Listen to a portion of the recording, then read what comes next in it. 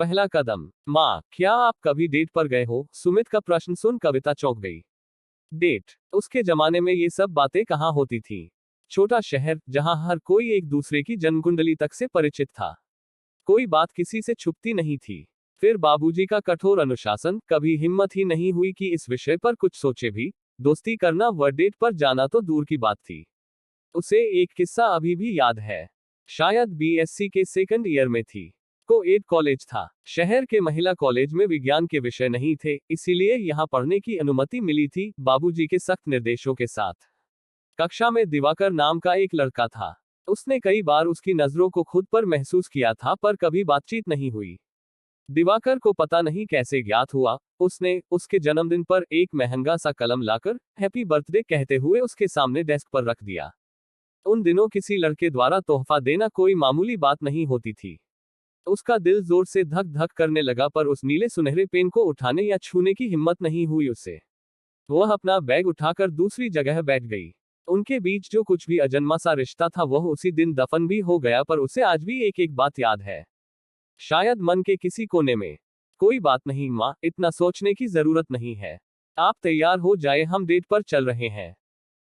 पागल है क्या? कोई माँ के साथ भी डेट पर जाता है भला? क्यों, क्या गर्लफ्रेंड के साथ ही जाते हैं? हंसने लगा सुमित। मैं तो आपके साथ ही जाऊंगा। सुंदर सी साड़ी पहन के तैयार हो जाइए। आखिर ये आपका पहला डेट है। बेटे के जिद के आगे उसने हथियार डाल दिए। तैयार होकर निकली तो उछल पड़ा। वाह माँ, आज तो सबकी नजरें आप पर ही होगी। चल हट, पिटना है क्या? उसने हंसते हुए एक धौल जमा दी उसके पीठ पर। मानो बेटे ने उसे जिंदगी की सबसे हसीन शाम तोहफे में दे दी हो। सबसे पहले उसे कपड़ों की दुकान पर ले गया।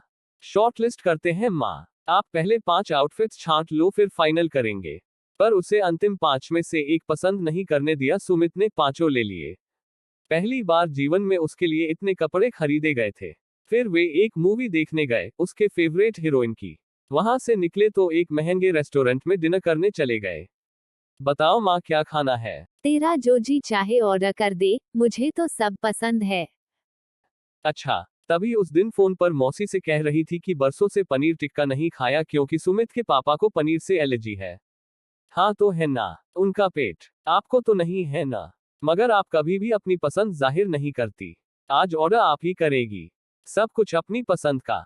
बचपन से देखा है माँ, मेरी पसंद, पापा की, दादी की पसंद को ही आपने अपनी पसंद बना ली है। कपड़े भी पापा के पसंद के ही लेती हो।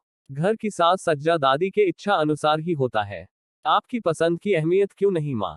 क्या आपको लगता है कि आप कुछ करना चाहेंगी तो पापा मना कर देंगे? मगर अपनी स्थिति को बेहतर करने के लिए पहला कदम तो आप ही को उठाना होगा ना माँ, वरना सब रौंदते हुए निकल जाएंगे।